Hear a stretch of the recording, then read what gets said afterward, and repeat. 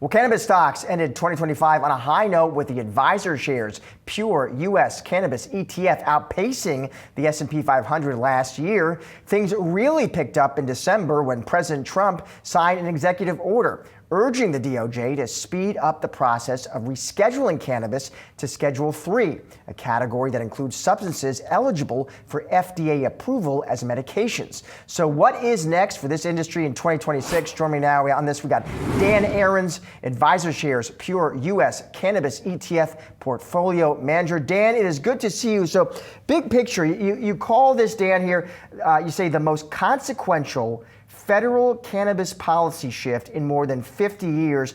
Maybe start there, Dan. Explain that for us. Why is this cannabis rescheduling, Dan, such a big deal for investors?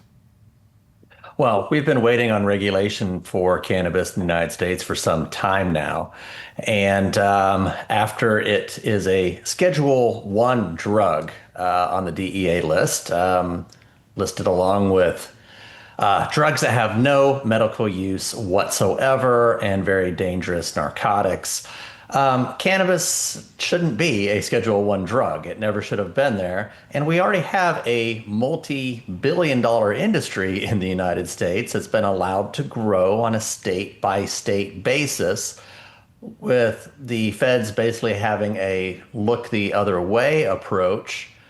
But these U.S. cannabis stocks can't list on the exchanges, they can't bank, they pay very punitive taxes, and we're badly in need of the regulation after it was promised back when Biden was first running for president.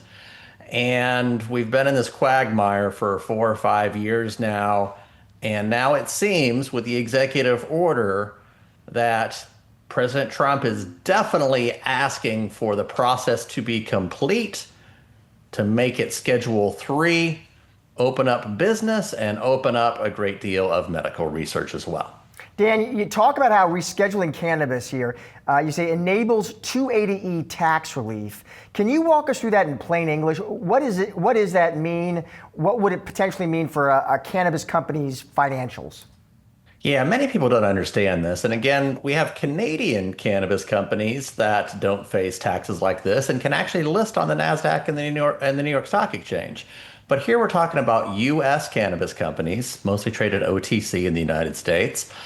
They are saddled with this 280E tax, which taxes them as narcotics traffickers. They cannot deduct any business expenses, not a single business expense, not even payroll, certainly not rents and mortgages, anything like that. It's a huge, huge tax. So this rescheduling should pretty much automatically remove the 280E.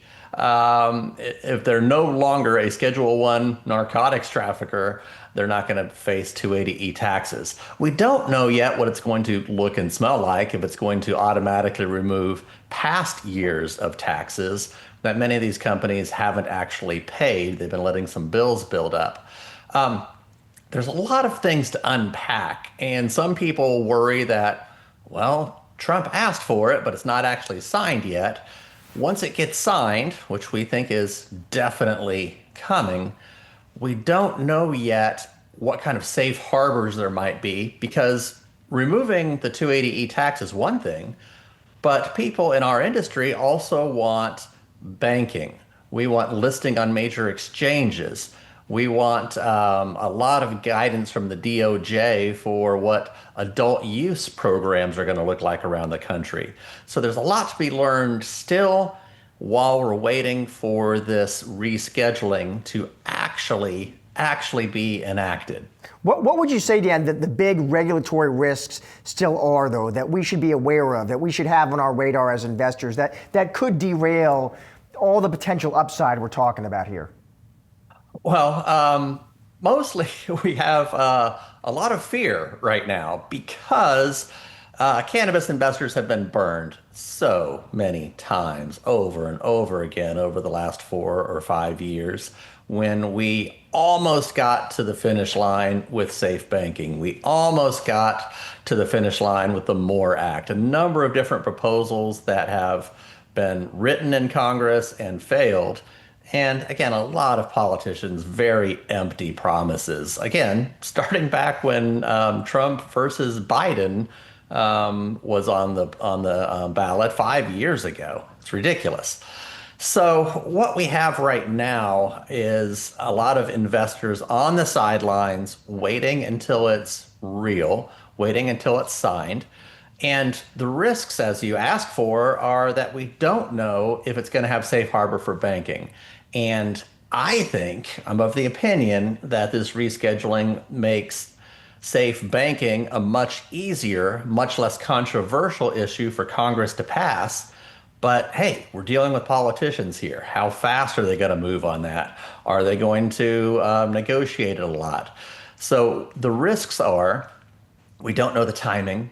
We don't know how quickly these U.S. operating companies can get the ability to list on NASDAQ or the New York Stock Exchange. We don't know if it's going to include banking. I'm viewing a multi-leg process, a big pop probably when we get the rescheduling, then maybe some volatility, maybe some pullback, and then multiple steps of figuring out banking, uplisting, medical programs versus adult use recreational programs. So a lot of volatility ahead, and investors shouldn't invest in something they don't understand, in something that they can't handle the risks and volatility of. And cannabis has been the most volatile place to invest in the past year.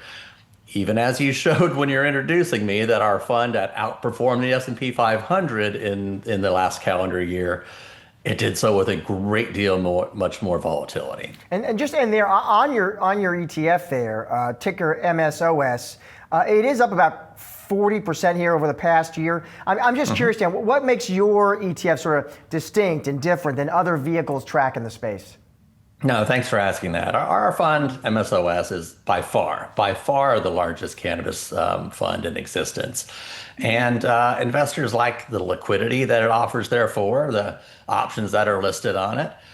It's an actively managed fund. And some people question, what does actively managed mean? We're not tactical. We're not trading it every day or every week. Actively managed simply means it's not an index. And when you have a unique industry, unique sector like cannabis, I will very readily say you don't want to be in a market cap weighted index. The largest isn't always the best.